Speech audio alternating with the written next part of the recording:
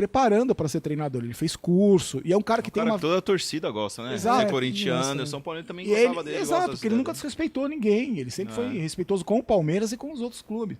E isso eu admiro pra caramba. E é profissional, não é o profissional que a gente cobra tanto? Lógico. É profissional. E o cara tá se preparando. E ele tem ideias legais pro futebol. É diferente de você contratar um cara que foi um jogador inexpressivo. Você contrata um Diniz da vida. O Diniz é quem no futebol? Jogou aonde? Chupou laranja com quem o Diniz? Com ninguém. O Alex não. O Alex tem uma trajetória no futebol. E tá se preparando, entendeu?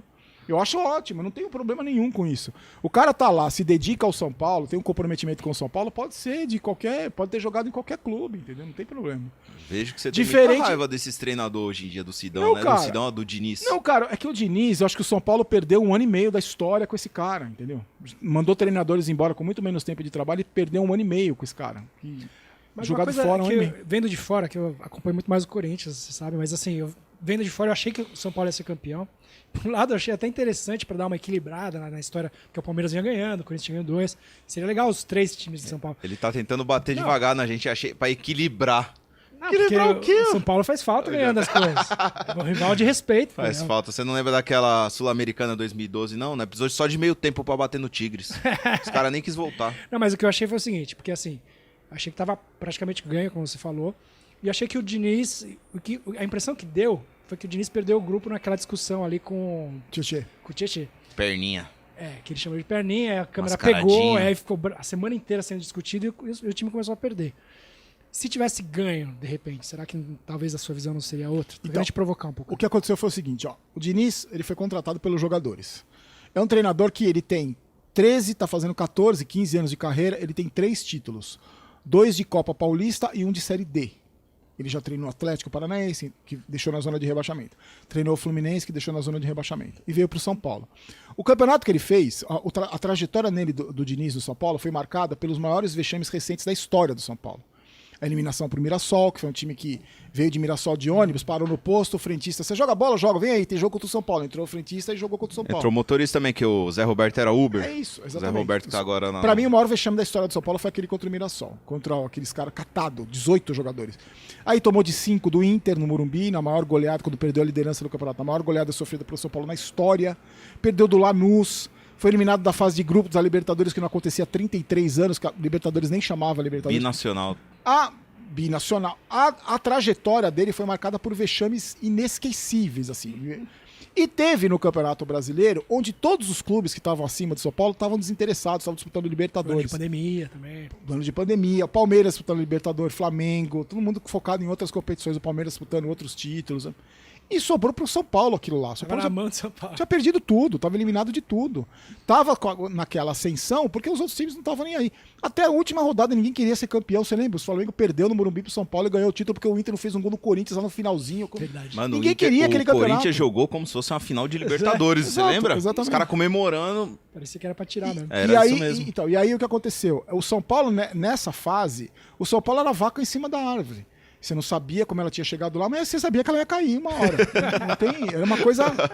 E naquele jogo especificamente, não foi que o Diniz perdeu o grupo ali. Ele nunca teve o grupo. O grupo... Ele era do grupo. O grupo aceitou. Não é que ele cativou os caras bancaram ele. Mais um boleiro ali. E os caras mandavam mais do que ele ali. Exatamente. Aceitava, que é um treinador jovem. Até Daniel porque Alves, é compreensível. Pablo, os caras mandavam nele. É compreensível, sabe por quê? Quem é Daniel Alves e quem é Diniz na história do futebol? Olha o tamanho de um e do outro. 40 e poucos títulos internacionais. Olha o tamanho de um do outro. Ele nunca teve o comando dos jogadores. Os jogadores que abraçavam ele. Naquele episódio, os caras falaram, opa, você não tá mais com a gente. Então... Tá respeitando a gente na frente de todo mundo. Fizemos tudo isso pra você e você tá fazendo isso com a gente? Chamando o nosso aqui de mascaradinho e perninha. E os caras fizeram o quê? Não é que eu não acredito que os jogadores possam ser tão mau caráter de perder um campeonato de propósito. Não, agora a gente vai perder o campeonato por sua causa. Não. Os caras tiraram o pé. Agora... Porque nunca se importaram. São Paulo tá lá, não cobra mesmo. Ninguém vem encher o saco. O contrato tá aqui. Tiraram o pé. E perderam o campeonato. Aconteceu a mesma coisa no Flamengo. A mesma coisa no Flamengo. Contrataram o Rogério Ceni, que já tinha brigado com o Diego quando ele pisou no símbolo, já tinha brigado com o Gabigol. Os caras odiavam o Rogério Ceni. Só que os caras falaram o seguinte, foda-se ele, nós vamos ser campeão, nós vamos ganhar. Não importa que é ele, a gente vai ganhar. e ganharam com o Rogério Ceni. O Gabigol substituído dando bico no copinho O d'água. Rogério xingando o abraçando. treinador. O Rogério ficava alisando o Gabigol. É isso. Os caras foram campeões, entendeu? Você sabia que o Diego era São Paulino? Do Santos? Ele era São Paulino. Essa daí. Ele era da base do Santos? Não, ele sempre foi da base do Santos, mas a família sempre foi São Paulina. Ele era São Paulino. Que nem o Neymar Ele era pisou, era paulista. moleque, né, meu? Ele foi lá pra provocar. Então, e né? aí, se você vê toda essa trajetória do Diniz, se tivesse conquistado aquele título, seria por esses motivos. E aí tava aí sofrendo. Ele ia ficar, né? Porque não dá pra você mandar um técnico campeão embora, ia ficar. Mas se você for ver a trajetória do São Paulo, é essa. E aí ia ser o mesmo esquema de falta de cobrança, porque ia ser um treinador que os jogadores contrataram. A estrutura tá errada. Nenhuma empresa de sucesso no mundo, o comandado traz o comandante. Não, peraí, vamos trazer um chefe aí? Não, cara. O chefe é esse aqui, vocês têm que obedecer o chefe. Em qualquer lugar do mundo é assim, entendeu? E aí, quando o Diniz foi contratado, só pra você ter uma ideia, eu conversei com o Vampeta e com o Miller. E eu falei pros dois, perguntei pros dois, pô, legal, né? O São Paulo contratou jogadores que bancaram. Aí o Vampeta falou assim pra mim, legal, os caras jogam por ele, isso é muito legal, Barolo, só que eu vou te fazer uma pergunta. Conta quantas vezes o Diniz vai substituir o Daniel Alves. Porque foi ele que trouxe. Conta quantas vezes. Isso foi em novembro, quando ele chegou, novembro de 2018. Quando o Diniz saiu do São Paulo, um ano e meio de trajetória, eu fui fazer o levantamento, ele substituiu 2 vezes o Daniel Alves. Uma quando estava 5-1 na partida de volta contra o Binacional, ele tirou.